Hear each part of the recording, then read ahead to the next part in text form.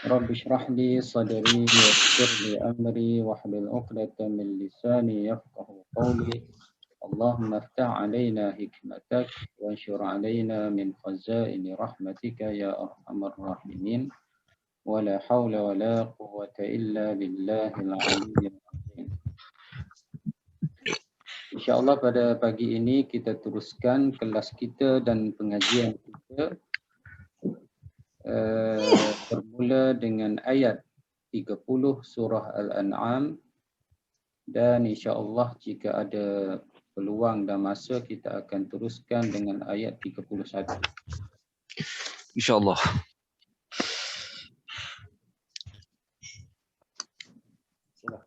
Okey. Jadi pada minggu lepas kita telah berhenti di firman Allah, qalu bala wa rabbina. Kita berhenti di sini dari i'rab ayat, kita berhenti di sini. Qalu bala wa rabbina. Dan kita telah pun selesai i'rab ayat 29 dan juga 30. Dari segi makna saya sudah pun tafsir ataupun terjemahkan secara ringkas. Cuma dari sudut i'rab, jadi kita sampai ayat firman Allah, qalu bala wa rabbina qala fadhuqul azaba bima kuntum takfurun. Jadi itu sedikit sebanyak berkenaan dengan ayat yang kita akan pelajari pada hari ini. Jadi kita tengok balik, kita lihat balik ayat sebelumnya, di mana Allah Subhanahu wa taala telah menyatakan bal badalahum ma kanu yukhfuna min qabl, bahkan mereka tidak akan dibangkitkan dan akan ditunjuk apa yang mereka telah sembunyikan sebelum ini. Walau ruddu la'adu lima nuhu anhu, dan sekiranya mereka dikembalikan ke dunia. Jadi ayat ini masih lagi menceritakan tentang musyrik Mekah, kafir Quraisy, di mana mereka telah menentang Nabi, mengingkari hari kebangkitan, menolak dakwah Nabi SAW. Dan apabila mereka berada di tepi neraka, ditunjukkan kepada mereka tentang adab neraka, mereka minta supaya dikembalikan ke dunia untuk beriman dan menerima dakwah Nabi SAW. Dan sekiranya mereka dikembalikan ke dunia, la'adu lima nuhu anhu, pertama mereka akan ulangi balik melakukan apa yang mereka lakukan atas dunia dahulu. Wa innahum lakadzibun, dan mereka ini sebenarnya adalah pendusta. Mereka ini adalah mereka yang mengingkari dakwah Nabi SAW.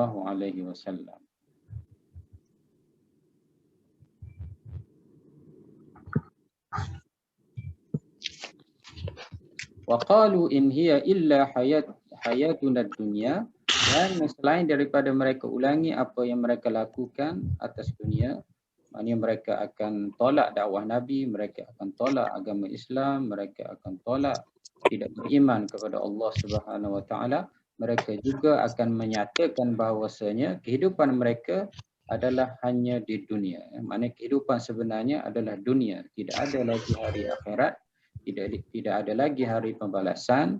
Wa ma nahnu bimab'utsin, dan mereka berkata kami tidak akan dibangkitkan. Ini kesimpulan dalam ayat 28 dan juga 29.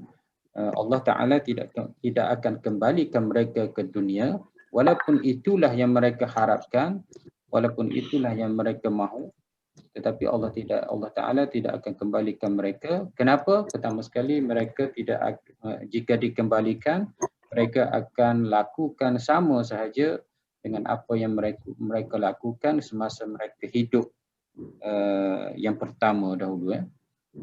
Kenapa? Kerana mereka adalah pendusta, lakadzibun. Mereka adalah orang-orang yang mendustakan ajaran Nabi, mendustakan hari pembalasan dan juga menolak dakwah Islam.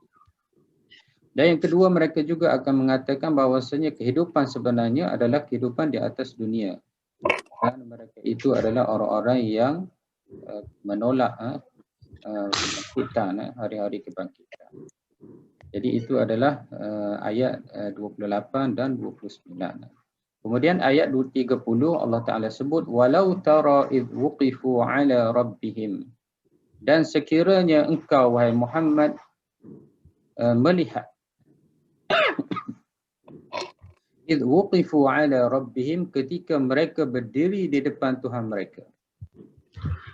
Qala alaysa hadha bil haqq, dan Tuhan berkata, Allah Ta'ala menyebut, Allah Ta'ala bertanya, alaysa hadha bil haqq, apakah ini benar, sebagaimana yang telah dinyatakan di dunia dahulu. Adakah ini tidak benar? Maknanya dahulu kamu kata ini tidak benar, sekarang ini adakah sekarang ini kamu masih menyatakan ini tidak benar? Kita sudah pun cerita pada minggu lepas, Allah Subhanahu wa taala mahu menggambarkan bagaimana Quraisy nanti mereka akan dihisab, dikira, dan juga untuk digambarkan sebagaimana orang-orang yang melakukan jenayah atas dunia. Maknanya mereka akan berdiri, mereka akan disoal, mereka akan ditanya, mereka akan dikira, dan di antara soalan yang ditanya di akhirat nanti ialah alaysa hadza bil haqq, apakah ini tidak benar? Ini di sini ialah hari pembalasan. Hari pembalasan, hisab, neraka, syurga yang telah nafikan atas dunia. Sudah pasti itu adalah benar. Kemudian mereka menjawab qalu bala wa rabbina, dan mereka berkata betul, wa rabbina, dan demi Tuhan kami, itu adalah semuanya adalah benar. Maknanya ini adalah pengakuan daripada kafir Quraisy ataupun ahli neraka apabila ditanya tentang kebenaran hari kebangkitan ataupun tentang neraka, hisab, syurga dan sebagainya. Jadi sampai kat sini kita pada minggu lepas kita telah i'rab sampai di sini. Jadi seterusnya Allah Ta'ala sebut qala fadhuqul adab, dan Allah Ta'ala pun berkata fadhuqul adab bima kuntum takfurun, maka engkau rasalah azab sebagaimana engkau dahulu, dengan sebab engkau dahulu kufur ataupun tidak percaya dengan apa yang kau nampak sekarang ini. Maknanya ayat yang ke-30 ini Allah Ta'ala selain daripada Allah Ta'ala mahu menyatakan pengakuan orang-orang kafir tentang hari kebangkitan, Allah Ta'ala juga menyatakan tentang akibat daripada mereka itu menolak hari kebangkitan, iaitu akan diazab oleh Allah Subhanahu Wa Ta'ala di atas apa yang telah mereka ingkar ataupun kufur. Okey, kita tengok i'rab di sini. Qala madhi maftuh. Qala fi'il madhi, dan dia adalah bari atas, maknanya mabni 'ala al-fathi. Jadi kalau kita tengok dalam ayat tu, qala barisnya di atas. Itulah maksudnya madhi maftuh, iaitu fi'il madhi dan barisnya di atas. Lam itu bari atas. Kemudian wal fa'il huwa, fa'il ada di dalam ni, iaitu dia. Qala, dia telah berkata, iaitu Allah Subhanahu Wa Ta'ala telah berkata. Jadi dalam qa ini adalah ada fa'il, ada fa'il huwa. Wal fa'il huwa fa fasihah. Fa di sini adalah mana tadi? Fadhuqul adab. Fa di sini adalah fa fasihah. Ini dari sudut fungsi dia. Fa ini adalah dia fasihah, iaitu menerangkan sebab dikenakan azab, tetapi sebab itu tidak dinyatakan sebelumnya. Ini fa fasihah. Nanti saya tunjuk kat sini ya.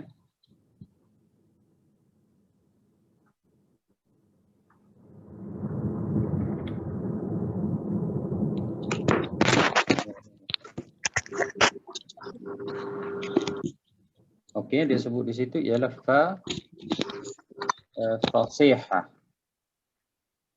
Jadi fa fasihah ini dia menerangkan,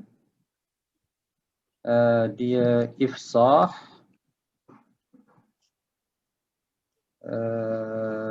ma'tuf alaihi, ya. Dia menerangkan ma'tuf alaihi muqaddar ataupun mahdhufah, muqaddar ataupun mahdhufah. Mahzuf, ma'tuf alaihi mahzuf.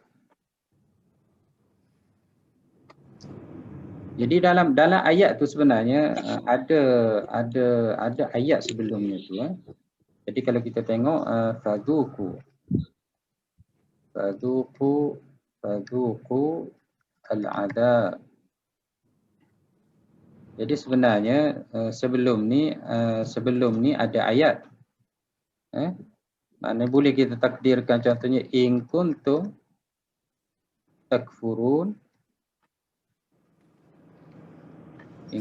takfuruna bil ba'thi, contoh sekiranya kamu kufur dengan kebangkitan, maka dengan sebab kekufuran kamu itu, maka kamu rasalah adab. Jadi ada makna yang ada ayat ataupun makna ataupun ma'tuf alaihi yang dibuang sebelum tu. Itu maksudnya fa fasihah. Fasihah ini maknanya menerangkan bahawasanya ada ayat yang dibuang ataupun tidak dinyatakan sebelumnya. Jadi kalau kita tengok ayatnya, kita lihat balik. Kita lihat balik. Qalu bala wa rabbina. Jadi Allah Ta'ala tanya, adakah hari kebangkitan ini tidak benar? Jadi kamu atas dunia dahulu, kamu telah menafikan hari kebangkitan. Kamu atas dunia dulu, kamu tolak apa yang telah disebut oleh Allah Subhanahu Wa Taala, apa yang diwahyukan oleh Allah Subhanahu Wa Taala ke atas Nabi Muhammad berkenaan dengan hari kebangkitan. Kamu tolak beriman dengan hari akhirat. Jadi adakah ini adalah sekarang ini semua itu adalah tidak benar? Maka mereka menjawab, bala wa rabbina. Betul, maknanya semua itu adalah benar, ada di depan kami lalui, kami melihat. Wa rabbina, dan demi Tuhan kami. Maknanya demi Tuhan kami yang mencipta kami, yang menghidupkan kami, yang memati kami, bahawasanya kami mengaku bahawasanya ia adalah benar.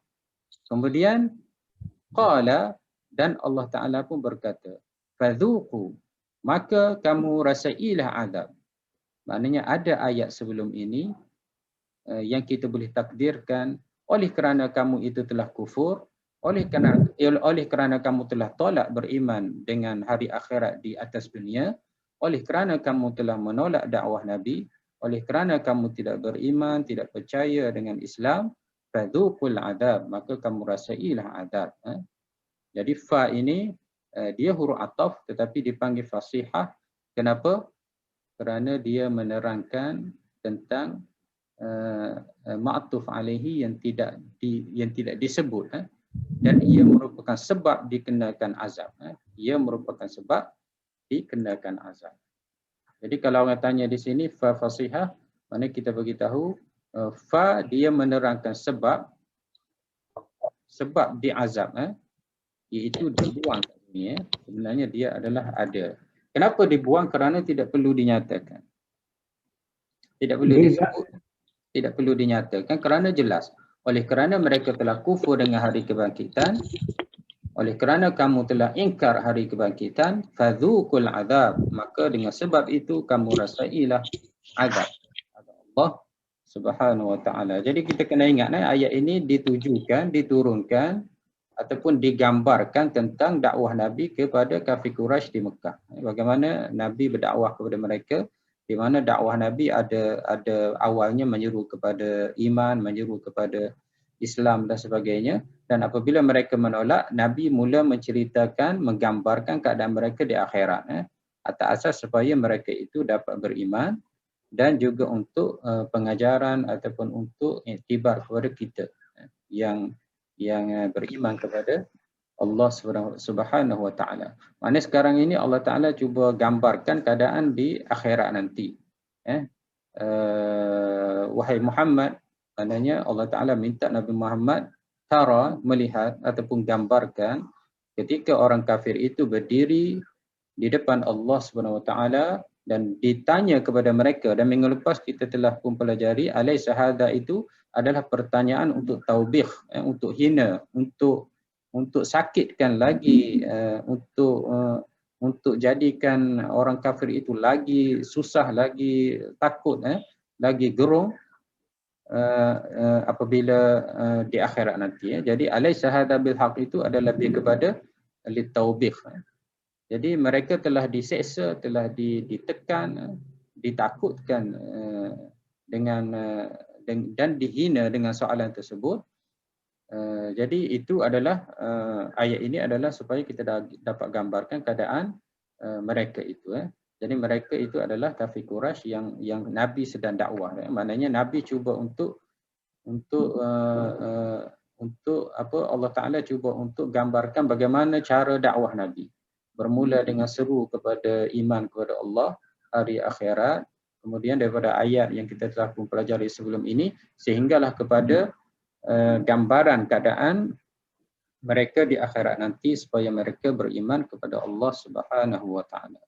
Jadi seandainya kamu wahai kafir Quraisy kufur dengan hari kebangkitan, maka dengan sebab kekufuran itu, dengan sebab kamu menolak hari kebangkitan itu, fadzuqul adab, maka kamu rasailah al-adab. Jadi fa ini kita panggil fa apa? Fa fasihah.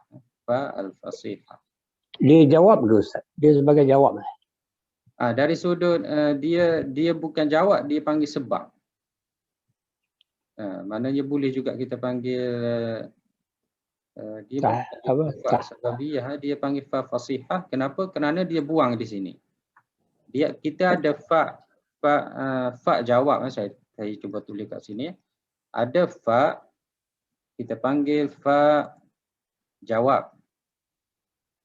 Fa jawab syarat lah. Fa ia berfungsi untuk menyatakan jawab syarat. Contoh saya bagi tahu, in, saya guna ayat lebih kurang, in tukadzibu al-ba'tha, jika kamu mendustakan hari kebangkitan, fa anta kafir. Contoh Jadi fa ini adalah jawab syarat. Jadi apa syaratnya? Syaratnya kamu dustakan hari akhirat, maka kamu akan jadi kafir. Jadi fa ini jawab syarat, tapi dia tidak buang. Dia tidak buang. Yang kat sini ni dia buang. Syaratnya tak disebut. Dia tidak disebut.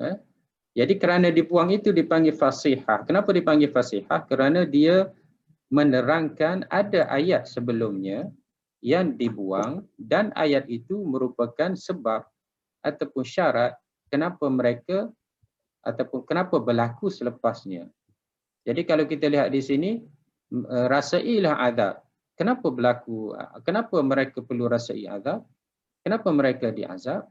Jadi ayat inilah yang dibuang, inilah menerangkan. Ayat yang tidak dinyatakan ini dibuang.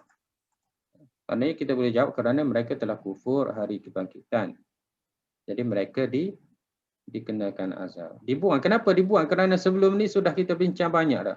Mereka adalah innahum lakadzibun, mereka adalah pendusta. Kemudian mereka juga mengaku wa ma nahnu bimab'utsin, kami tidak akan dibangkitkan. Apabila dinyatakan beberapa ayat sebelumnya, jadi tidak perlu lagi disebut ayat ini. Tapi daripada ayat itu kita dapat tahu bahawasanya Allah Taala kata qala fadzuqul adab, dan Allah Taala menyebut maka engkau rasailah adab. Maknanya sebelum itu ada ayat lain.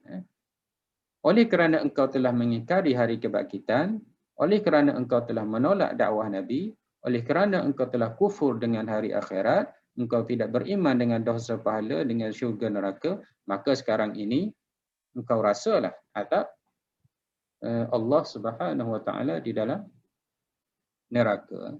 Ini juga adalah satu susunan. Allah Taala hina orang kafir ini dengan soalan. Alaysa hadza bil haqq? Sebenarnya orang kafir itu telah, kalau kita tengok ayat sebelumnya, mereka telah pun ditunjukkan dengan neraka. Mereka telah berhenti tepi neraka. Jadi mereka telah melihat bagaimana keadaan huru-hara neraka, bagaimana azab neraka, bagaimana takutnya neraka, bagaimana keadaan ahli neraka. Jadi mereka telah melihat. Jadi semasa mereka melihat keadaan neraka itu, mereka berdoa kepada Allah Ta'ala supaya dikembalikan atas dunia. Tapi Allah Ta'ala telah tolak mereka, permintaan mereka tersebut. Kemudian selepas itu, Allah Ta'ala hina mereka, takutkan mereka, sakitkan hati mereka, jadikan mereka itu rasa lagi takut dengan perkataan, dengan soalan. Alaysa hadza bil haqq? Maknanya satu herdikan, satu perli. Maknanya sekarang ini, dulu engkau telah kata akhirat ini tidak betul. Engkau telah tolak segala apa yang dinyatakan oleh Nabi Muhammad SAW. Engkau telah tolak apa yang dinyatakan di dalam ayat-ayat Al-Quran tentang hari kebangkitan. Engkau telah tolak akhirat dulu. Sekarang ini engkau telah lihat. Jadi sepatutnya tak perlu ditanya lagi, kerana orang kafir itu telah pun lalui, telah pun lihat. Jadi dia takkanlah tidak percaya. Tetapi ditanya lagi, apakah ini semua tidak betul? Jadi soalan itu sebenarnya supaya orang kafir itu akan rasa betapa menyesal, betapa takut, betapa sakitnya hati mereka dan betapa kesalnya mereka semasa atas dunia mereka tidak beriman kepada Allah Subhanahu Wa Taala. Maka mereka telah pun rasai dari sudut matanya melihat, kemudian dari sudut perkataan, hinaan dan sebagainya. Kemudian sekarang ini Allah Ta'ala mahu mereka rasai, fadhuku, rasai sendiri dengan betul-betul rasa azab Allah Subhanahu Wa Ta'ala. Jadi ada fa di situ. Dia jawab syarat muqaddar, Ustaz. Mana ini? Yang tadi tu fazuku tu, dia kata in kuntum kafartum fid dunya fazuku. Ya. Tapi dia panggil fa fasihah, Haji. Fasihah. Boleh Jadi dia ada makna, bukan saja makna syarat Tuan Haji. Makna fa fasihah ini juga menerangkan sebab. Sababiyah. Bukan saja syarat. Jadi kalau fa syarat sebagaimana yang saya sebut di sini, dan dia juga bukan fa sababiyah. Bukan juga fa sababiyah. Kalau fa sababiyah, contoh saya sebut udurus, awak belajarlah, fatanjah, maka awak akan tanjah. Kena bari atas kerana fa sababiyah ni selepas dia seolah-olah ada an. Seolah ada an, maka dia masuk dengan an. Fa'an tanjaha. Udrus, kamu belajarlah. Kamu belajarlah. Dengan sebab kamu belajar itu, kamu akan berjaya. Jadi ini kita panggil fa sababiyah. Ini fa sababiyah. Jadi atas itu fa syarat. Fa syarat dia kena ada huruf syarat in. Dia kena ada in, dia ada kena haituma, kaifama, lau. Dia kena ada syarat. Barulah dia jadi fa ini fa jawab syarat. Itu pun seandainya dia jumlah ismiyah, fa anta contohnya, dhamir sebagainya, ada fa.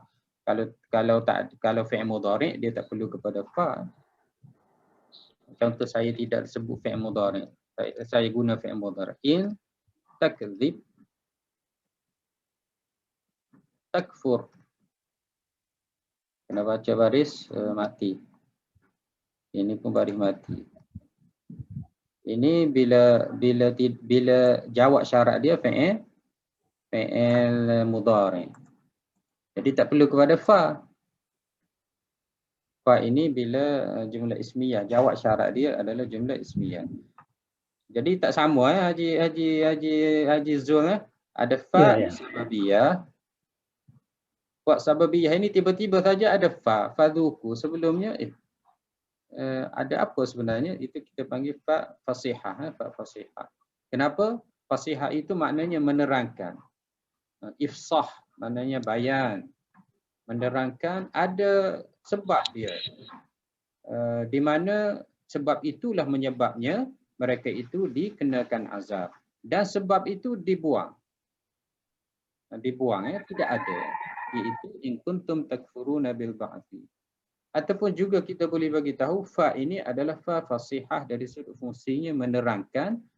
Ada ma'tuf alaihi. Ada ayat sebelumnya ma'tuf alaihi. Selepasnya adalah ma'tuf. Di mana ma'tuf alaihi itu dibuang, tidak disebut. Kenapa dibuang? Saya telah terangkan tadi. Tak perlu dinyatakan kerana sudah terang, sudah nyata.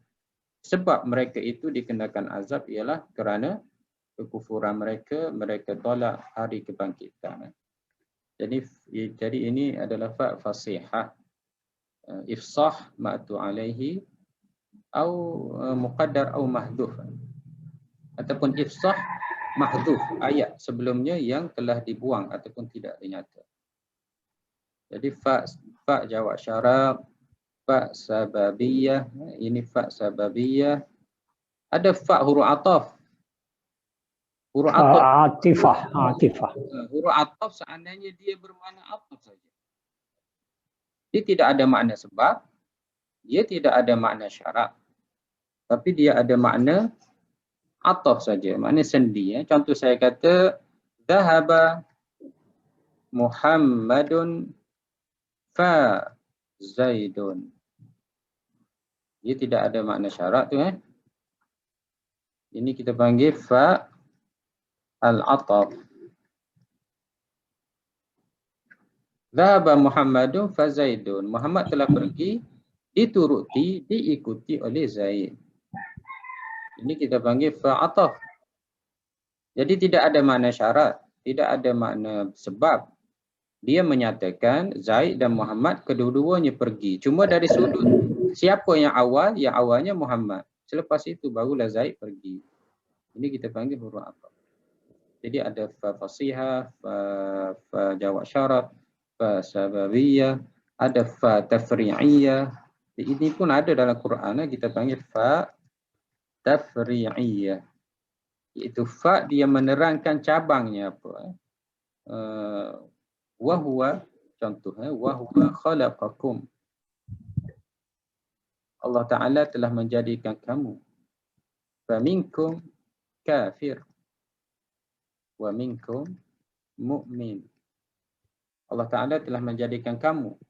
Maka di kalangan kamu yang ramai itu ada setengahnya kafir, ada setengahnya mukmin. Maknanya dia seolah-olah cabang manusia ramai, kemudian cabangnya dua, kafir, mukmin. Ini kita panggil tafri'iyah. Fa tafri'iyah. Maknanya dia bukan bermakna ataf, dia bukan bermakna sebab, dia juga bukan bermakna syarat. Tetapi dia lebih kepada menerangkan, menghuraikan cabangnya. Di kalangan manusia ini ada dua jenis. Pertama kafir dan mukmin. Ini kita panggil fa tafri'iyah. Jadi nama-nama ini adalah lebih kepada makna fa tersebut. Pada asasnya fa itu adalah huruf ataf. Huruf ataf, tetapi maknanya lain, maka dinamakan tafri'iyah, dinamakan fasihah, dinamakan sababiyah, jawab syarat dan sebagainya. Okey, Jazuan. Okey. Sambung terus kepada i'rab kita seterusnya. Jadi Allah Ta'ala sebut qalu fadhuku. Dhuku itu adalah amar. Amar maknanya fi'il amar mabniyun. Fi'il amar ni dia mabni. Dia mabni ala hadfin nun. Fi'il amar ni dia mabni ala jazmi mudhari'ihi. Jadi dia mabni dengan jazam fi'il mudhari'. Jadi kalau contohnya dhuku ini, dhuku asalnya ialah tadhuquna. Fi'il mudhari'nya kan. Kalau saya letak lam selepasnya, sebelumnya lam tadhuqu, saya buang nun.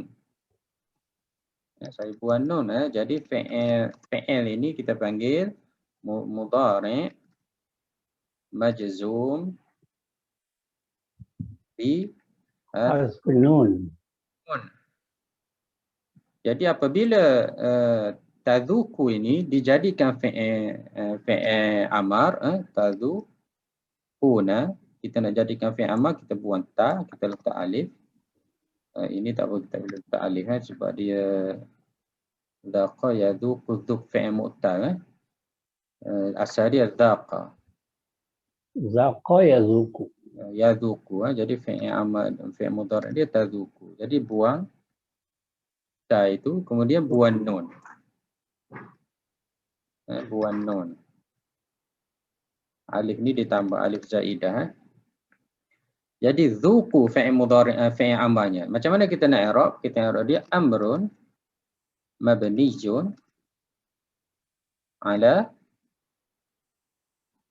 ini silapnya ala hadfi an-nun. Macam. Jadi beza kalau majzum dia adalah mu'rab. Mu'rab ni ada hukum dia, ada majzum, ada mansub, ada marfu'. Itu adalah hukum dalam bahasa Arab, rukun nahwu. Majzum, mansub, mu'rab, majzum, mansub, marfu', kemudian majrur, itu adalah mu'rab. Tapi kalau mabni dia tidak ada majzum, tidak ada mansub, tidak ada majrur. Jadi kita i'rab dia amrun mabniyun ala hadfin nun, fi'il amar, dan dia mabni atas buang nun. Jadi itu apa asal usul dia. Jadi dzuku itu amrun mabniyun ala hadfin nun. Jadi hadfin nun itu adalah kembali kepada fi'il mudhari' apabila dia jazam. Ya tadzukuna itu bila dia jazam dibuang nun. Jadi amrun ala hadfin nun. Dan seandainya fi'il amar itu dia bukan ramai, tadzukuna hanya tadzuku ataupun tadzuk, kita hanya sebut dzuk. Dzuk itu Zuk. dia mabni dengan baris mati. Zaqa yazuku zuk. Jadi dzuku fi'il amar. Fi'il amar ni maknanya Allah Ta'ala arahkan, Allah Ta'ala perintahkan, dzuku, sekarang ini kamu rasalah. Dan diguna perkataan dzauq. Dzauq ini adalah rasa yang tidak boleh digambarkan. Biasanya orang-orang yang belajar tasawuf dia akan jumpa dzauq. Ini sudah masuk dzauq. Dzauq ini maknanya telah sebati, telah rasa sangat, rasanya bersangatan. Kalau dekat, maknanya dekat dengan Allah SWT, sehingga seolah-olah dia hilang dirinya. Dia lupa apa yang ada di sekelilingnya. Itu dzuk. Orang-orang tasawuf mungkin dia pernah dengar, dan kita pun pernah dengar kan. Bahkan dzuk ini pun ada tempat kelab malam, pub yang nama dia dzuk. Kalau kita pergi jalan dzuk. Itu maknanya jadi Allah Taala mahu di sini. Allah Taala bukan saja udkhulu an-nar, masuklah kamu neraka, tidak. Tapi Allah Ta'ala mahu kamu rasa. Di mana kamu rasa itu tidak boleh digambarkan dengan perasaan, dengan kata-kata. Di mana kamu rasa itu, kamu akan lupa segala-galanya, betapa rasa itu tersangat kuat. Ini dzuk ini diguna untuk benda yang tak baik, diguna untuk benda yang baik. Jadi di sini rasa azab itu, kekuatan azab itu kamu rasalah. Dan rasa itu mengikut orang. Jadi kalau kita rasa dzuk ini maknanya kamu akan rasa dengan cara kamu akan rasa dengan cara kamu. Pengalaman kamu, perasaan kamu masing-masing. Di mana dalaman kamu akan merasainya. Jadi itu dipanggil dzuk. Jadi Allah Subhanahu Wa Taala seolah-olah mengatakan kepada orang kafir itu, di mana sebelum ini mereka telah pun melihat adab dalam neraka itu, sekarang ini kamu rasalah adab. Tapi ada sebabnya kenapa kamu diminta untuk rasakan adab itu, kerana kamu telah mengingkari hari kebangkitan. Ini satu susunan yang kita pelajari sebelum ini. Maknanya akhirnya mereka akan diazab, merupakan pembalasan di atas apa yang mereka lakukan. Dan inilah balasan yang mereka akan betul-betul rasa. Sebelum ini mereka lihat ahli neraka, kemudian mereka minta supaya dikembalikan dunia, kemudian mereka ditanya hal akhirat ini betul ke tidak, jadi mereka rasa kesal, mereka rasa menyesal, dan pada tiba tahap ini mereka akan masuk ke dalam neraka dan mereka akan rasai sendiri bagaimana azab neraka yang telah diceritakan oleh Nabi, diceritakan oleh Al-Quranul Karim. Jadi sebenarnya azab neraka ini kalau kita melihat ayat Quran, kita akan rasa takutlah. Kita akan rasa bagaimana pedihnya azab tersebut. Di mana Allah Ta'ala sebut, antara ayatnya Allah Ta'ala sebut, kullama nadijat juluduhum badalnahum ghairaha. Apabila daging mereka itu masak, kemudian kami akan tukar mereka itu dengan apabila kulit mereka itu dah masak, kami akan tukarkan kulit dengan kulit yang baru. Liyadzuqul azab, supaya mereka itu betul-betul rasa sakit. Maknanya itulah antara azab yang dilihat oleh kafir Quraisy itu. Mereka melihat begitu, sekarang ini mereka akan rasai. Allah Ta'ala telah suruh mereka rasa, maknanya begitu sekali mereka itu akan dibakar. Maknanya apabila mendidih, apabila masak, ditukar dengan kulit yang baru. Bahkan di dalam surah apa tu? Surah Al-Kahfi, ya. Al-aghlal fi a'naqihim. Allah Ta'ala jadikan diikat di tengkuk ini. Kalau kita lihat zaman dahulu diikat tengkuk sini, kemudian seorang lagi diikat tengkuk, dibelenggu, aghlal fi a'naqihim. Maknanya diletak belenggu, satu tengkuk. Ilal afqani fahum yuqmahun. Maknanya sehinggalah belenggu itu diikat sehingga tengkuk mereka terlengguk macam ni. Ilal afqan. Belenggu ini diikat sampai ke sini. Maknanya ahli neraka ini diikat di belakang dia. Kemudian mereka diikat belakang. Maknanya keadaan mereka itu, ini telah dilihat oleh ahli neraka, kafir Quraisy tadi. Kerana ayat sebelum ini, idh wuqifu ala nar, Allah Ta'ala cerita orang kafir itu mereka berdiri di tepi neraka, mereka melihat. Jadi antara dia lihat ialah keadaan sebegitu, bagaimana ikatan diikat mereka itu sehingga terlengguk tengkuk mereka diikat tangan mereka ke belakang. Dan kalau kita lihat surah Al-Haqqah, khudhuhu faghulluh, engkau ambillah ahli neraka itu, engkau ikatlah dia. Dan bagaimana ikat ahli neraka itu? Khudhuhu faghulluh thumma al-jahima salluh thumma fi silsilatin zira'an faslukuh. Maknanya kamu ambil ahli neraka itu, api neraka akan bakarnya. Kemudian ikatan ahli neraka itu adalah 70 hasta dia punya salasil, rantai. Maknanya kita tak boleh fikir bagaimana diikat ahli neraka itu dengan rantai, dengan 30 hasta, diheret ke neraka. Thumma al-jahima sallu, thumma fi silsilatin zar'uha faslukuh. Kerana mereka itu tidak beriman kepada Allah, kerana mereka tidak memberi makan, wala yahuddu ala ta'amil miskin, falaysa lahu al-yawma hahuna hamim. Dan pada hari ini tidak ada kawan. Maksudnya kawan yang baik dengan mereka, kroni-kroni mereka, sahabat-sahabat mereka, anak-anak pinak mereka yang dekat dengan mereka pada hari itu tidak ada. Tidak ada penolong mereka, apatah lagi orang-orang ataupun Tuhan-Tuhan yang mereka sembah. Maknanya azab neraka itu sebenarnya telah dinyatakan dalam Al-Quran dan telah disebut oleh Allah SWT, tetapi mereka telah dustakan. Jadi apa yang mereka dustakan itu mereka akan hadapi sekarang ini. Maknanya Allah Ta'ala minta digambarkan. Fadhuku, kamu rasalah azab ini. Maknanya azab dengan dirantai, azab dengan dibelenggu di tengkuk sampai terdongak kepalanya. Juga seperti makanan wala ta'amun illa min ghuslin. Mereka tidak makan kecuali hasil daripada basuhan.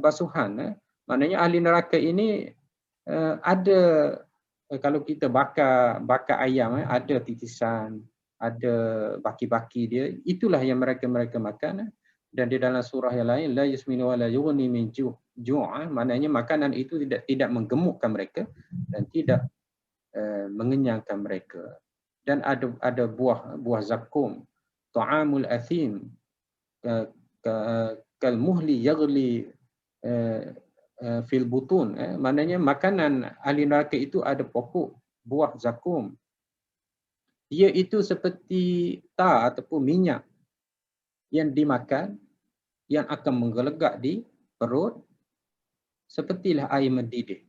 Mana itulah minuman ataupun makanan ahli neraka, di mana tidak ada apa yang sejuk ataupun apa yang menarik dari sudut makanannya, minumannya, minumannya daripada nanah. Ada banyak ayat Al-Quran menyatakan bahawasanya tidak ada yang menarik, tidak ada yang baik, semuanya jahat di dalam neraka itu.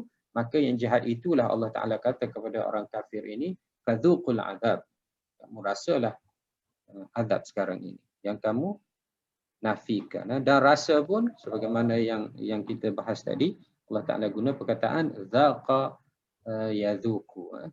Jadi walaupun ayat ini ditujukan kepada kafir Quraisy yang menolak Nabi, yang hina Nabi, bahkan yang mahu bunuh Nabi Muhammad SAW, jadi ayat ini juga adalah untuk kita semua, termasuk diri saya sendiri, supaya kita tahu bahawasanya orang yang berdosa kepada Allah SWT, orang yang melakukan maksiat-maksiat kepada Allah SWT, di kalangan orang mukmin juga, mereka juga akan dimasukkan ke dalam neraka Allah Subhanahu wa taala, dan mereka juga akan hadapi azab-azab, akan hadapi juga apa yang dihadapi ataupun lalui oleh kafir Quraisy ini.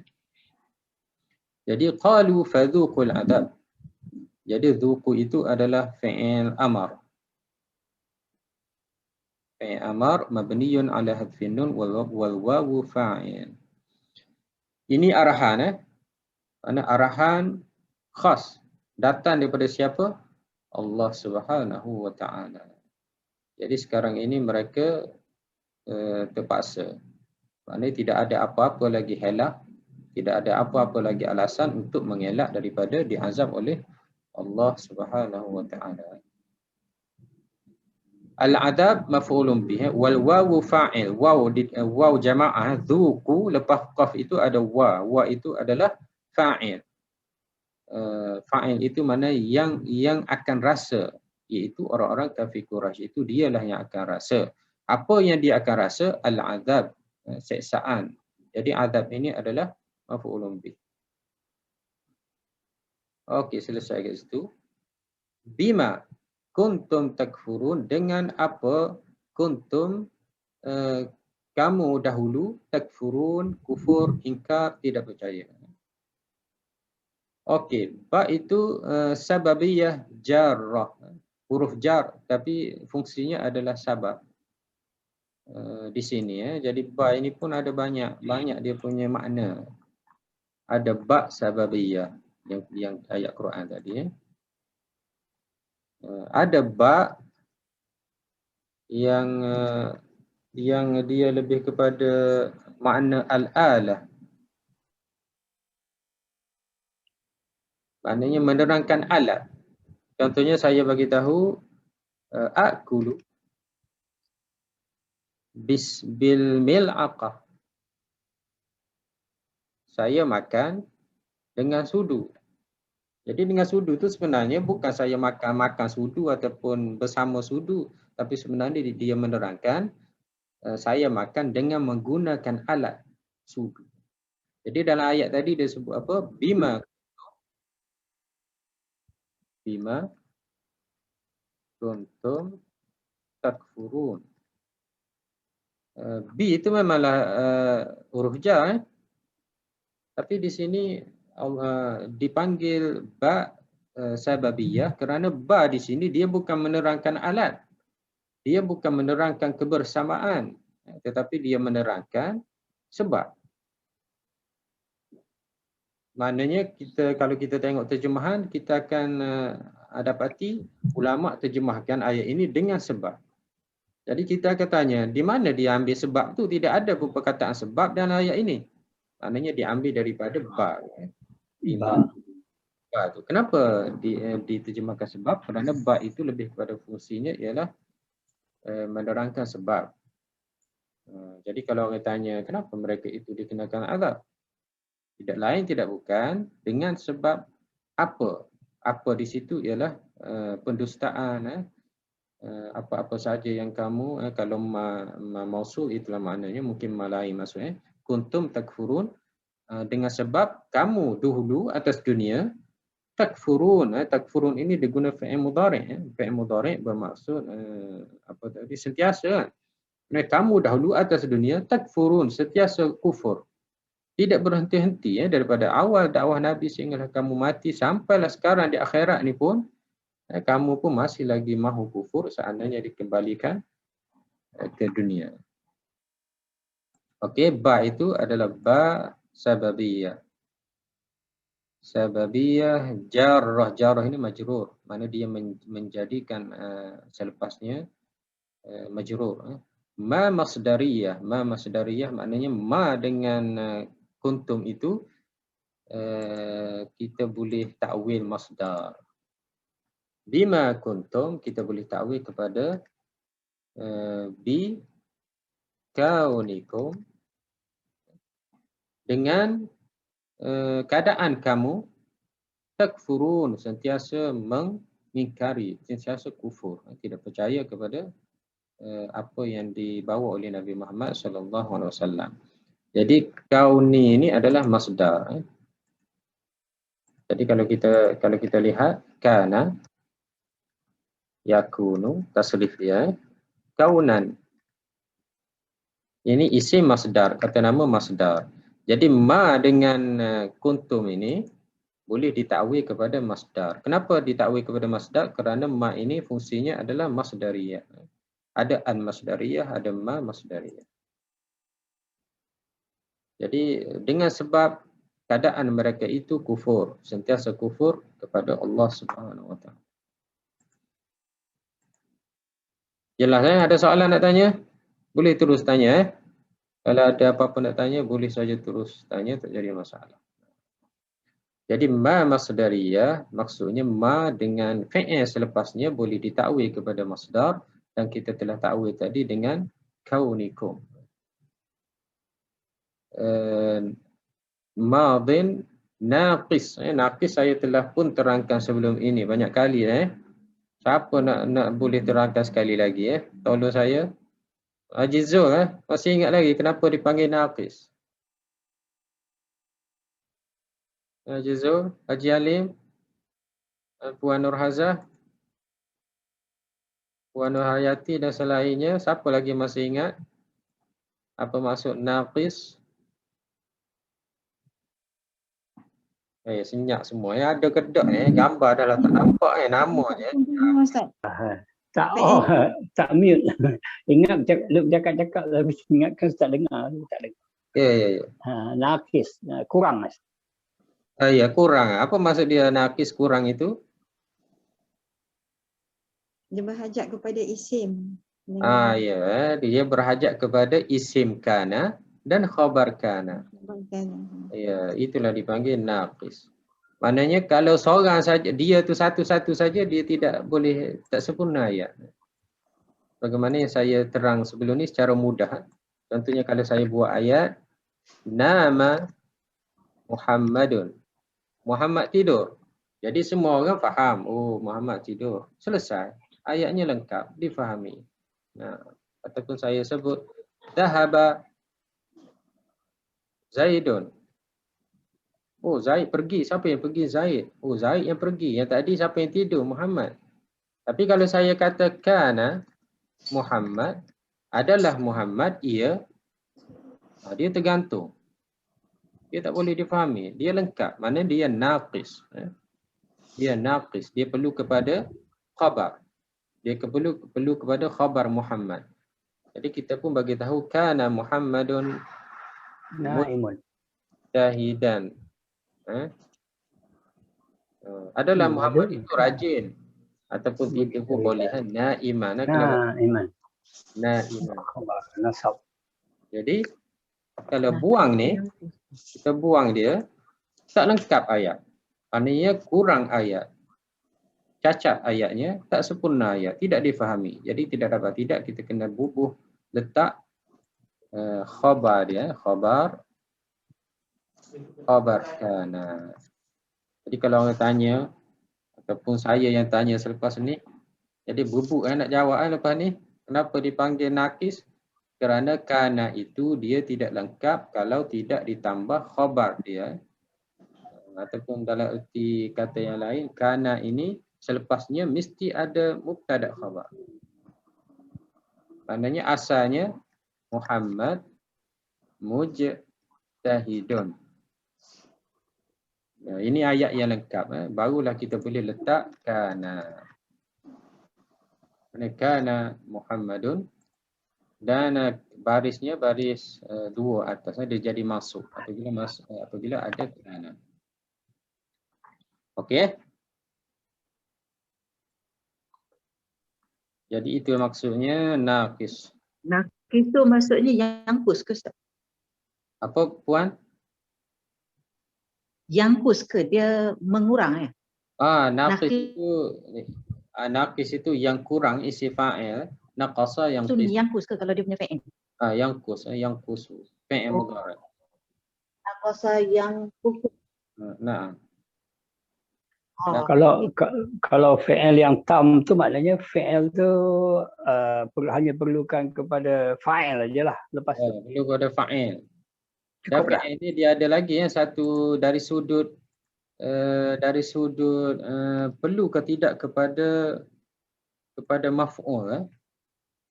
Maknanya bila kita belajar kata kerja, ada kata kerja yang saya sebut tadi. Contohnya nama Muhammadun, Zahaba Zaidun. Jadi ini kita panggil fa'il lazim. Fa'il lazim ni maknanya fa'il yang biasa tidak perlu kepada maf'ulun bih. Maknanya ada dua ni pun sudah lengkap. Ada satu lagi kita panggil fa'il muta'addi. Contohnya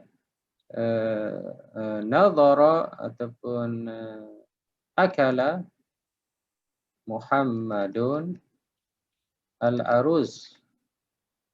Jadi ayat ini, fi'il ini kalau buang aruz dia tidak lengkap. Akala Muhammadun, Muhammad makan. Jadi orang tertanya-tanya tidak lengkap lagi. Makan apa? Jadi perlu kita letak al-aruz. Aruz ini kita panggil maf'ulun bih dan fi'il ini kita panggil muta'addi. Fi'il muta'addi. Dan dia tak sama dengan kana tu. Tak sama dengan kana tadi. Sebabnya Muhammad ini bukan mubtada, aruz bukan khabar. Kalau kana tadi mubtada khabar ayatnya. Yang ini Muhammad aruz ini lain. Maknanya di sini Muhammad makan nasi. Nasi itu dimakan oleh Muhammad. Kalau kita buang nasi ini, maka ayat itu tidak lengkap. Ini kita panggil lazim, ini kita panggil muta'addi. Yang tadi kita panggil naqis. Juga nama ini dipanggil tam, lengkap sempurna. Beres, InsyaAllah. Beres. Sakin maknanya kun. Nun itu baris mati. Sakin kuntum mabniyun ala sukun. Tum isimnya. Tum ini adalah dhamir muttasil. Tum ini isim kepada kana. Maknanya antum. Adalah kamu. Takfurun. Takfurun ini adalah khabar ya. Khabar dia khabar jumlah. Takfuruna. Dan takfuruna itu tidak ada maf'ul. Takfurun banyak dalam ayat Quran kita akan jumpa hujungnya adalah fi'il. Contohnya ayat ni takfurun. Takfurun ni sebenarnya dia fi'il muta'addi. Dekat dalam Ramadan kita akan jumpa la'allakum tattaqun. Tattaquna. Ini juga adalah fi'il muta'addi. Takfuruna kita kena letak Islam contohnya. takfuruna al-adab, contohnya takfuruna al-bi'thu yaumul ba'thi. Maknanya dia ada maf'ulun bih.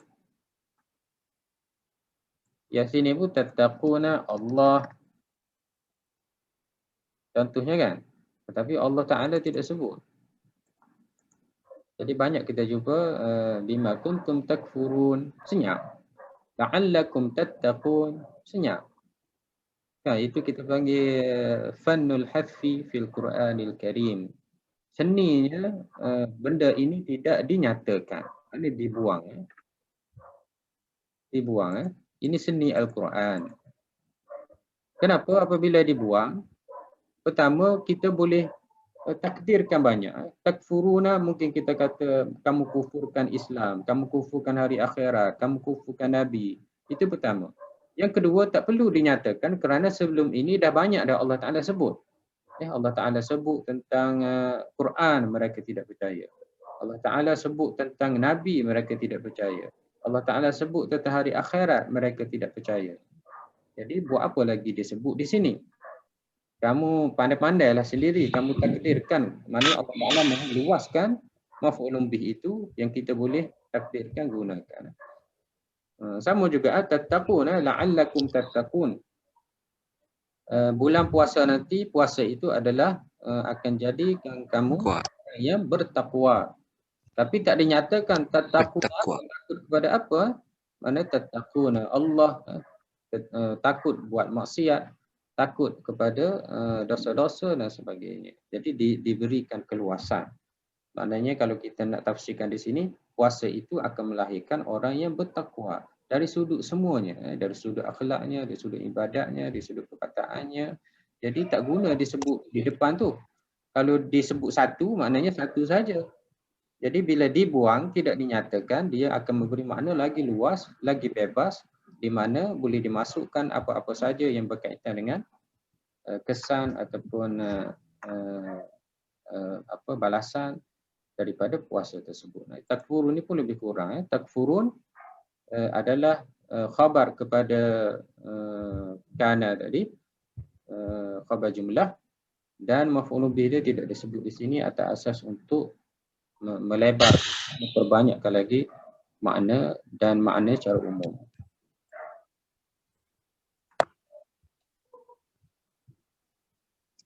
Okey. Mithlu yukhfuna, yukhfuna mana yukhfuna? Mana fi'il mudhari' marfu' bi thubutin nun. Yukhfuna ni kat sini nasab khabar kanu. Nasab khabar kanu, maknanya sama dengan yukhfuna, maknanya kita lihat dia ini adalah mansub fi mahalli nasab, khabar kan. Maknanya jumlah ini fi mahalli nasab khabar kan. Kalau kita nak i'rab satu-satu, takfuruna fi'il mudhari' marfu' bi thubutin nun wal jumlah fi mahalli nasbi khabar kana. Okey. Wal masdar muawwal ma kuntum fi mahalli jar bil ba. Maknanya dia adalah kedudukannya adalah majrur, khabar apa tadi? Masdar muawwal ya. Muta'alliqani bi dzuqu, dan dia bergantung pada bergantung atau merujuk pada fi'il dzuqu. Maknanya bima kuntum, dengan apa kamu kufur, bergantung merujuk kepada dzuqu. Kamu rasailah, maknanya kamu rasailah dengan sebab kamu telah kufur, maka sekarang ini kamu rasailah azab yang disuruh ataupun ditentukan oleh Allah Subhanahu wa taala. Alhamdulillah, sudah ayat yang ke-29. Kemudian ayat yang ke-20 Allah Taala sebut Ayat ke-31. 31, jadi telah habis ayat yang ke-30. Ini sambung dengan minggu lepas. Minggu lepas ni kita berhenti sampai qala kuntul azab. Jadi ayat yang ke-31 insya-Allah kita masuk sikit qad khasira alladhina kadzabu biliqa'illah. Ini bila kemuncaknya mereka itu akan rasa azab. Sekarang ini Allah Ta'ala kendurkan. Jadi pengajarannya apa Allah Ta'ala akan sebut? Sesungguhnya rugilah mereka yang telah dustakan bertemu dengan Allah, sehinggalah mereka itu ingkar apabila datang kepada mereka hari akhirat baghtatan, secara tiba-tiba. Qalu ya hasratana, mereka kata alangkah kesalnya kami, ala ma farratna, atas apa yang maksiat yang telah kami lakukan, kekurangan yang telah kami lakukan. Wahum yahmiluna awzarahum, dan mereka itu memikul dosa-dosa mereka ala zuhurihim, atas belakang mereka. Ala sa'ama yazirun. Maknanya Allah Ta'ala cerita tentang keadaan kafir Quraisy, mereka yang kufur, mereka yang tolak agama Allah Subhanahu Wa Ta'ala.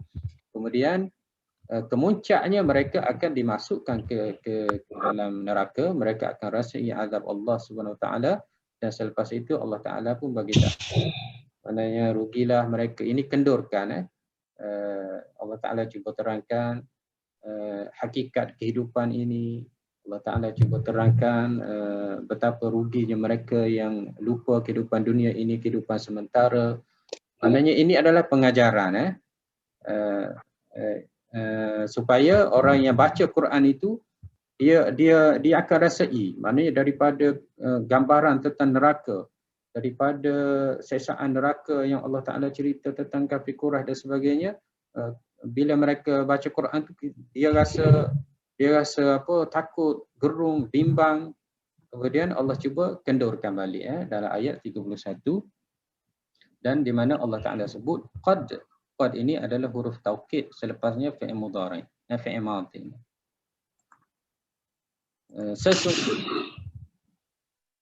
Sesungguhnya ini dia huruf taukid. Tapi kalau selepasnya fi'il mudhari', dia bukan huruf taukid. Kalau saya sebut qad khasira, maksudnya sesungguhnya rugi. Maknanya betul-betul rugi, pasti rugi, mesti rugi. Maknanya betul-betul lah. Tapi kalau selepasnya fi'il mudhari', qad khasara yakhsiru.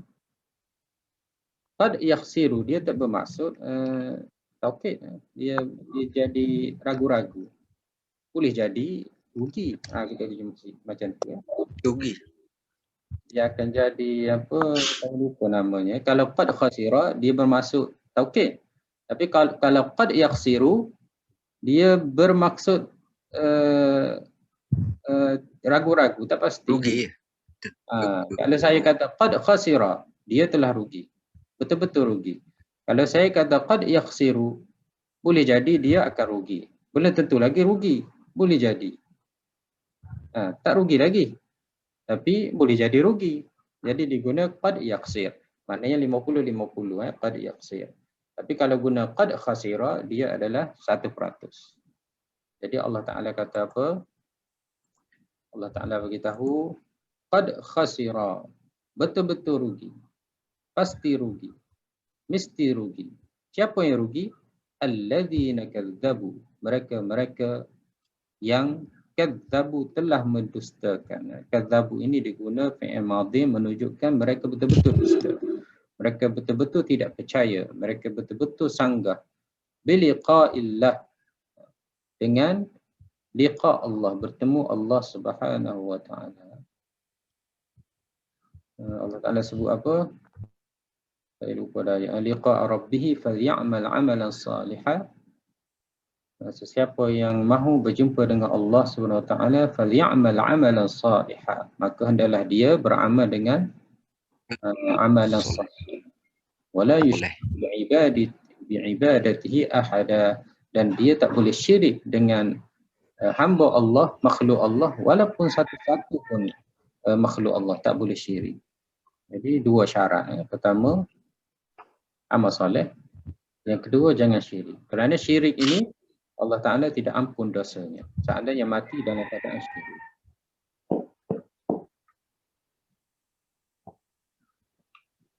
Okey. Tahqiq ni macam taukid lah, lebih kurang. Maknanya betul-betul pasti. Khasira, madin, fi'il madin. Alladhina isim mausul maftuh fa'il. Qad khasira, maftuh fa'il. Kalau ikutnya sebelumnya ada apa sudah mausul. Mana alladhi ni hum di dalam ni, mana hum ini adalah mereka-mereka yang disebut oleh Allah Ta'ala di dalam ayat sebelumnya. Sesungguhnya telah rugi mereka. Mana mereka mesti kita tanya mereka yang telah dustakan berjumpa dengan Allah Subhanahu Wa Taala. Mana mereka yang telah mendustakan hari kebangkitan, mereka yang tidak beriman dengan hari akhirat, mereka yang tidak beriman dengan syurga dan neraka. Jadi mereka itu adalah rugi.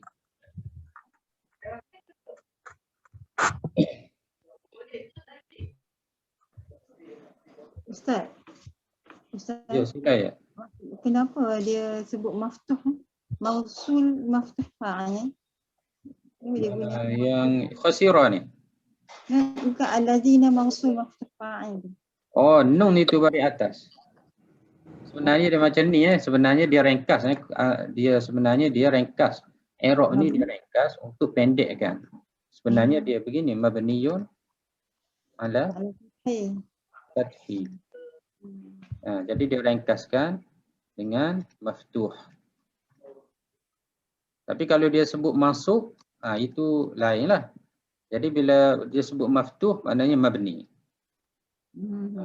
Kalau dia sebut masuk, maknanya mu'rab. Jadi kita akan jumpa dia akan sebut maftuh. Maftuh itu alladzina, nun itu baris atas. Jadi isim mausul ni dia mabniyun 'alal fathi. Bagi alladzina. Jadi disebut mana tadi? Alladzina tu isim mausul maftuh dan dia adalah fa'il. Fa'il kepada khasira tadi. Mana siapa yang rugi? Alladhi, mereka yang fa'il. Kadzabu mithlu adu, dan kadzabu mislu adu. Mana adu? Adu atas ni, jauhnya nak kembali tak jumpa cari ni. Ini adu madhi madmum. Madhi madmum. Ini pun sama juga. Dia sebut madhi madmum. Kadzabu. Dia sebut madhi madmum.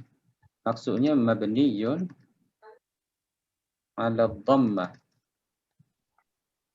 Dhammah tu baris hadapan kat ba tu. Jadi ba ni baris hadapan kan? Itu maksud dia madmum. Maftuh baris atas. Nah, ini baris atas.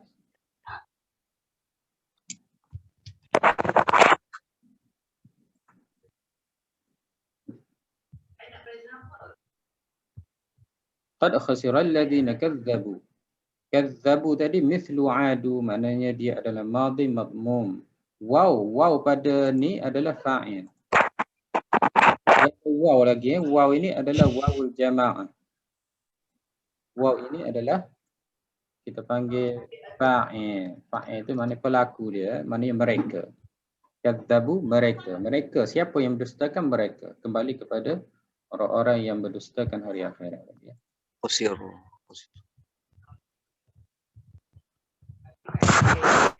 Biliqa muta'alliqani bi kadzabu. Ini Allah Ta'ala guna di dalam ayat ni, di dalam ayat beberapa ayat kita belajar sebelum ini, Allah Ta'ala guna wuqifu. Wuqifu ala rabbihim. Ini lebih kepada bila Allah Ta'ala minta kita gambarkan, bila Allah Ta'ala minta Nabi kita tengok, lihat, gambarkan, maknanya dia umpamakan seperti atas dunia. Maknanya atas dunia ini apabila orang bersalah, mereka akan berdiri di depan hakim, berdiri di depan dan mereka akan ditanya dan sebagainya. Dan liqa'illah ini pun Allah Ta'ala mahu kita gambarkan. Maknanya kita atas dunia ini, jika kita lama tak jumpa ibu ataupun ayah kita, tidak begitu, maknanya mungkin PKP tak balik kampung dan sebagainya. Jadi kita akan rasa suka, rasa rindu, rasa mahu untuk berjumpa dengan ibu bapa kita ataupun isteri kita ataupun suami kita yang kita lama tidak jumpa ataupun anak-anak kita yang kita sayang dan sebagainya, kita nak jumpanya. Jadi liqa'illah ini, jumpa Tuhan ini lebih kepada perumpamaan atas dunia ini. Maknanya kita beriman dengan Allah, kita baca ayat-ayat Quran, kita telah percaya hari akhirat, syurga neraka, nikmat syurga, kemudian azab-azab neraka. Kita betul-betul beriman dengan semua itu, dan semuanya kita tak lihat pun. Kita tak pernah tengok pun. Bahkan Nabi Muhammad pun kita tak pernah lihat. Kita hidup, Nabi sudah pun meninggal 1400 tahun yang lepas. Jadi kita akan rasa di sana, rasa rindu, rasa mahu jumpa, rasa mahu lihat. Jadi digunalah liqa'illah, siapa nak berjumpa dengan Allah Subhanahu Wa Taala. Maknanya di sini liqa'illah ini, maknanya mereka yang mendustakan hari pembalasan, mereka yang mendustakan hari akhirat, mereka yang mendustakan syurga neraka, di mana pada hari itulah sebenarnya Allah Ta'ala itulah Raja, Allah Ta'ala lah yang sebenarnya. Jadi diguna dengan liqa'illah supaya kita nampak, bukanlah bermakna kita berjalan pergi jumpa dengan Tuhan macam seatas dunia ini, tetapi lebih kepada orang panggil majaz ataupun perumpamaan supaya kita boleh gambarkan. Tapi hakikat sebenarnya kita tidak pasti. Bahkan orang Islam akan dibuka hijab dan nampak wajah Allah Subhanahu Wa Taala. Wujuhu yawma idzin nadhirah ila rabbiha nadhirah.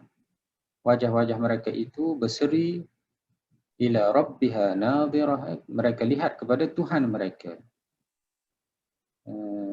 Jadi antara nikmat yang paling besar bagi ahli syurga ialah mereka dapat melihat Allah Subhanahu Wa Taala. Cuma bagaimana keadaannya itu adalah kita tidak dapat tahu hakikatnya.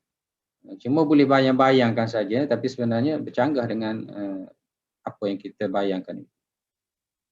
Jadi sesiapa yang sesungguhnya telah rugi mereka yang telah berdustakan bertemu dengan Allah Subhanahu Wa Taala.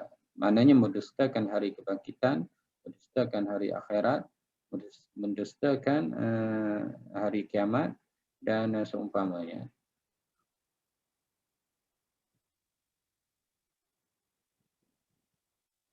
Muta'alliqani bikadzabu, Allah mudhafun ilaihi. Liqa itu adalah mudhaf dan Allah itu adalah mudhafun ilaihi. Kita muti sampai sini supaya minggu depan datang lagi maknanya tergantung kalau habis di sini dah habis dah ayat 31. Ini panjang lagi. InsyaAllah boleh. InsyaAllah. Jadi kalau kita pun hampir 1 jam lebih insyaAllah. Jadi Allah Ta'ala sebut Jadi bagus.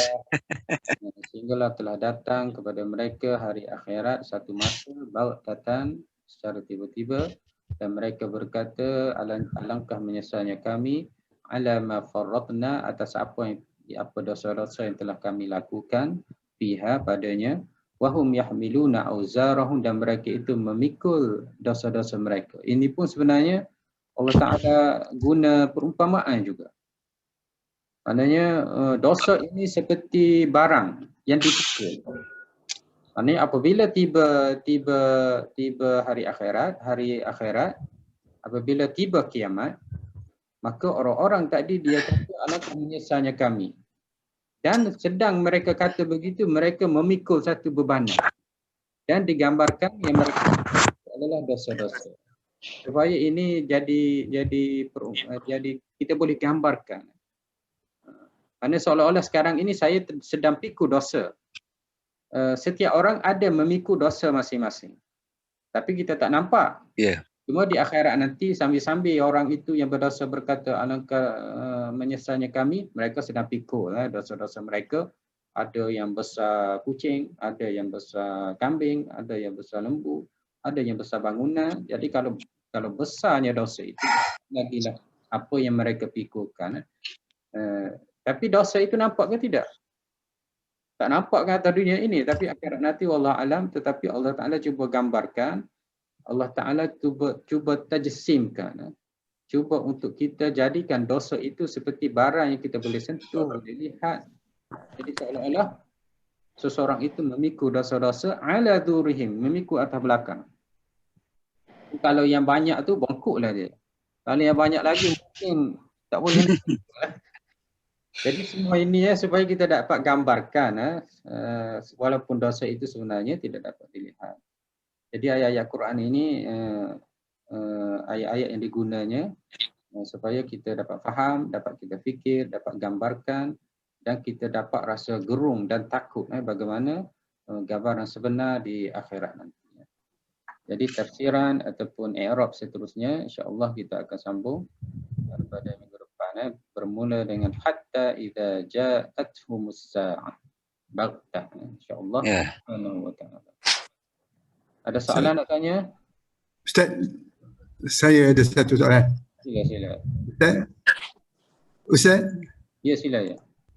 Dia yang biliqa'i tu Ustaz, biliqa'i tu dia tulis ini muta'alliqan. Dia kan jar wa majrur ke tak? Ya. Dia macam ni Haji Jamil. Bila jar wa majrur, dia tidak kuat seolah-olahnya. Ya. Dia mesti berpegang. Ya. Jadi dia akan berpegang dengan fi'il kazzabu. Biliqa illa, dengan berjumpa Allah contohnya. Jadi dia tak kuat. Dengan jumpa Allah ni apa ceritanya? Apa sebenarnya gambarannya? Jadi dia mesti kembali merujuk bergantung kepada kazzabu fi'il tadi. Jadi bila letak kazzabu biliqa illa, oh barulah nampak jelas. Jadi biliqa illa itu hendaklah dia bergantung kerana dia tidak kuat, dia tidak sempurna maknanya dengan kazzabu. Macam tu. Muta'alliq itu bergantung. Bergantung. Contoh jam kita, jam dinding, tergantung kat dinding. Tak ada dinding, maka tak adalah jam tu jatuh kan. Sama juga biliqa illah itu, kalau tak ada kazzabu, tak adalah dia.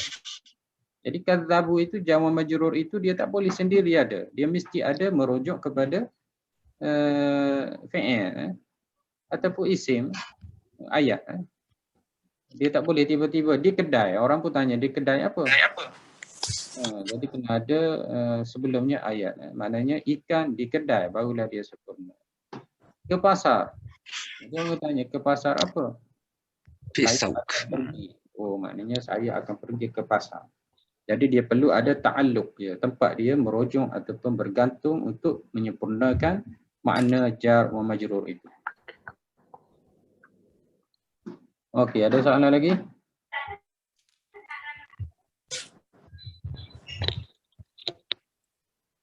Ada Tak ada. Jadi Ustaz, yang biliqa illah ni kira jar, harf jar, majrur lah. Majrur bil mudhaf ilaihi lah. Mana biliqa illah, bi itu huruf jar, liqa majrur bi ba. Wa huwa mudhaf. Kemudian illah Allah itu mudhafun ilaihi. Maknanya Syekh Dr. Ibrahim Tayyib ini dia ringkaskan. Ada dalam muqaddimah. Jadi bila qai Ustaz jadi mudhaf bila qai mudhaf Ya, tapi dia tak sebut pun dalam buku ni kan. Bila qai itu muta'alliqa ni bikazzabu. Itulah. Jadi seolah-olahnya Dr. Tayyib ini dia dah tahu, dah belajar faham semuanya. Jadi dia tak sebutlah. Jadi kalau kita nak i'rab lengkap, fa itu huruf jar, liqa itu majrur bil kasr, wa huwa mudhaf, Allah mudhafun ilaihi. Cuma Allah itu disebut mudhafun ilaihi, maknanya liqa itu adalah mudhaf. Lah mudhaf. Yes, terima kasih Ustaz. Jadi kalau Jadi kita bila ada mudhafun ilaih itu ada mudhafah. Jadi ya, mudhaf tu yang datang sebelum mudhafun ilaih. Mudhaf itu Ya. dia kena ada. Kalau tidak tak boleh nak bersandar lah. Mutalikon. Dia tak boleh nak sandar sebab mudhaf ilaih ini dia bersandar. Sandar menyandar antara satu sama lain. Kalau saya kata menyandar. liqa maknanya berjumpa. Bergantung. Jadi kalau saya kata liqa, Ila liqa. Yes. nah, kalau liqa Allah ataupun liqa ilah berjumpa dengan Allah. Kalau liqa Haji Halim berjumpa dengan Haji Halim. Kalau ila liqa sehingga Alhamdulillah. itu dah nak habis kelas tu. Okey, ada soalan lagi? Jadi untuk makluman, pengarang kitab I'rab ni dia adalah guru saya semasa saya belajar di Syria dan telah meninggal di Madinah. Dan hidup dia memang baca Quran saja. Maknanya kalau saya pergi rumah dia semasa tu saya buat master di Syria, dia adalah yang semak tesis saya. Jadi kadang-kadang saya duduk rumah dia sampai 12 malam. 12 malam tu kira dah larut malam sangat dah. Sebabnya kadang-kadang pukul 4 tu dah subuh dah. Jadi bila saya bercakap, dia akan bercakap dengan saya. Bila saya diam, mulut dia akan bergerak. Baca Quran. Dr. Tayyib Ibrahim ni. Dia profesor dalam bidang bahasa Arab. Dan buku inilah jasa dia yang besar lah dalam I'rab Quran. Dia buat satu buku I'rab Quran dan diguna banyaklah oleh kebanyakan guru-guru dalam ilmu I'rab. Jadi itulah guru saya lah pengarang kitab ni. Nama dia Al-Ustaz Dr. Tayyib Al-Ibrahim dan warga negara Syria. Telah berhijrah ke Madinah apabila di masa perang dia berhijrah. Dia pergi ke Madinah dan meninggal di Madinah. Dia meninggal perang yang baru ni ke Ustaz? Yang masa Asad jatuh. Masa perang tu dia hidup lagi, 2011 tu dia hidup. Dia masih hidup lagi. Tak silap saya 2019 dia meninggal. Itu saya kena confirm balik. Saya lupa tarikhnya. Masa meninggalnya umurnya berapa tahun Ustaz? Dah 70, 60 macam tu. 60 lebih dekat 70 lah. Ya, taklah tua sangat lah ya. Ya, tidak tua lah. Macam Haji Alim lah, tak tua sangat. Jadi semoga kitab yang kita baca ini pahalanya dapatlah mengalir kepadanya walaupun dia sudah pun banyak kitab-kitab lain dan murid-muridnya sudah pasti insya-Allah Allah Ta'ala rahmatinya dan juga ampuni dosa-dosa. InsyaAllah. Amin. Dan pernah satu masa saya bagi duit pada dia. Oleh kerana dia banyak tolong saya, setiap kali saya pergi rumah dia jamu makanan. Ya. Dan bukan dia seorang saja, isteri dia pun semak juga tesis saya, bantu saya. Kemudian bukan saja tolong dan sudut baca tesis tu, dia juga nasihat pada saya. Pernah satu masa saya beritahu dia, saya dah putus asa dah nak balik Malaysia, tak tamat belajar. Kemudian dia bagi tahu pada saya masih ingat lagi, dia kata, awak berusaha dan Allah Ta'ala sudah tentukan bila awak akan tamat. Jangan fikir untuk berhenti, usaha. Sudah tertulis bila awak akan tamat. Jadi saya pun tak berhenti, saya usaha pulung betul-betul. Dalam 6 bulan selepas tu, saya pun tamat belajar. Oh gitu. Alhamdulillah. Penyelia tesis saya, dia tak nak isyraf saya, dia tak nak selia tesis saya. Sebabnya saya marah pada dia, ini pun saya rasa nak marah lah sebab saya hantar tesis, dia tak baca. Jadi saya habislah. Jadi saya bukanlah marah, saya tegur dia macam mana saya nak tamat. Setiap kali satu bab saya serahkan kepada awak, awak tak baca. Jadi bila awak tak baca, saya tak boleh betulkan, saya tak boleh baiki. Jadi masa saya panjang, saya tak tahu bila nak habis.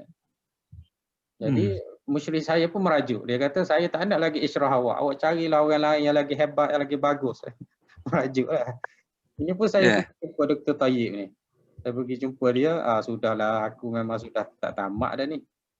Kemudian dia nasihat pada saya, awak telefon musyrif awak minta maaf dan awak cakap awak seperti ayah saya. kepada musyrik saya, penyelia saya. Jadi saya pun telefon lah, Assalamualaikum, kaifa haluk. Saya minta maaf lah, asif, ala sekian-sekian, Syamih ni semua. Kemudian saya pun kata, anta ka'abi. Awak seperti ayah saya. Dia tunjuk ajarlah saya. Memang kena ayat tu, musyrik saya pun. Okey, aku akan isyra awak. Lepas pada tu dia betul-betul selia saya sampailah saya tamat. Alhamdulillah. Oh, gitu. Jadi banyaklah Dr. Tayyib ini telah bantu saya, bagi nasihat pada saya, tolong saya. Sehingga satu masa saya bagi duit pada dia dalam $200. Saya letak dalam buku. Saya letak dalam buku ataupun tesis saya pun bagi pada dia. Kemudian esokkan tu saya pergi rumah dia. Dia pun tengok pada saya. Dia pun tanya, Lesh, kenapa? Mana saya tahulah kenapa awak bagi duit lah. Kemudian saya tahulah dia tak sukalah bagi duit tu ya. Jadi saya ambil balik buku tu, bila saya balik rumah saya buka tengok ada lagi lah duit tu. Mana dia memang betul-betul bantu saya, ikhlas bantu saya.